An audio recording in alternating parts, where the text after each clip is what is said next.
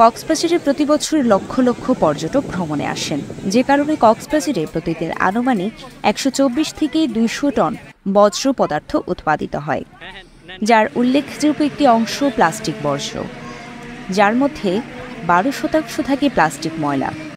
সৈকতের এইসব ময়লা আবর্জনা ঢেউয়ের সাথে মিশে যায় সমুদ্রে, ফলে নষ্ট হয় সৈকতের পরিবেশ, সমুদ্র হারায় তার অপরূপ সৌন্দর্য।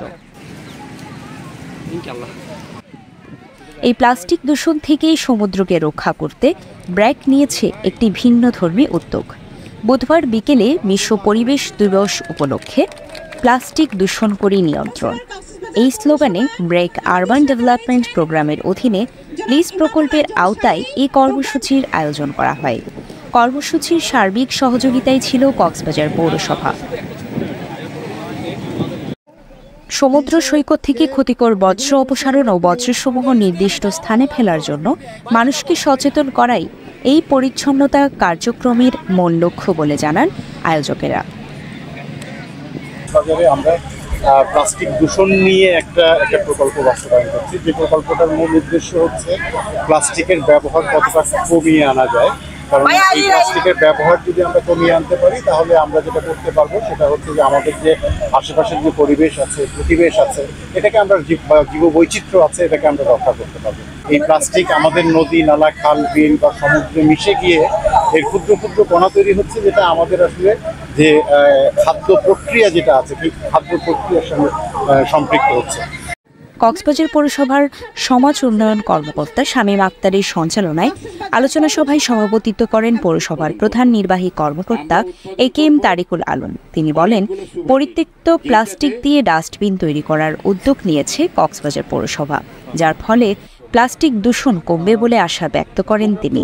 পিছনের ব্যানারে যেটি দেখছেন, ওয়ার্ল্ড ব্যাংক থেকে শুরু করে এইদিকে ব্র্যাক পর্যন্ত, মাঝখানে আরো অনেকগুলো নাম আছে। এই সকল প্রতিষ্ঠানের সহযোগিতায় আমরা কক্সবাজার পৌরসভা এই প্লাস্টিকগুলোকে সংগ্রহ করে রিইউজ করার একটা ব্যবস্থা আমরা করেছি। আশা করি যে এই বছরের শেষ নাগাদ এর একটি ফলাফল আমরা পাবো বলে আশা করছি।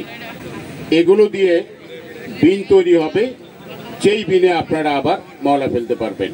এতে উপস্থিত ছিলেন কক্সবাজার প্রেস ক্লাবের সাধারণ সম্পাদক, পৌরসভার প্যানেল মেয়র ৩ ইয়াসমিন আক্তার, পৌর councillor M A Manjur, councillor Akter Kamal Azad, মহিলা কাউন্সিলর শাহেনা আক্তার, নাসিমা আক্তার বুকুল সহ এই আয়োজনের সাথে সংশ্লিষ্ট ব্র্যাক কর্মী।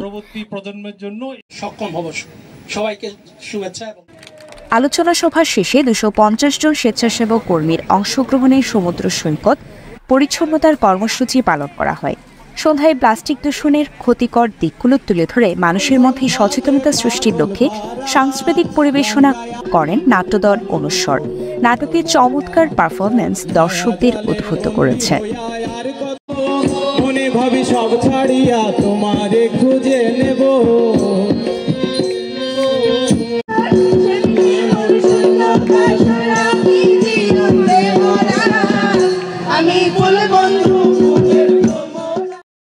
News desk, CCN।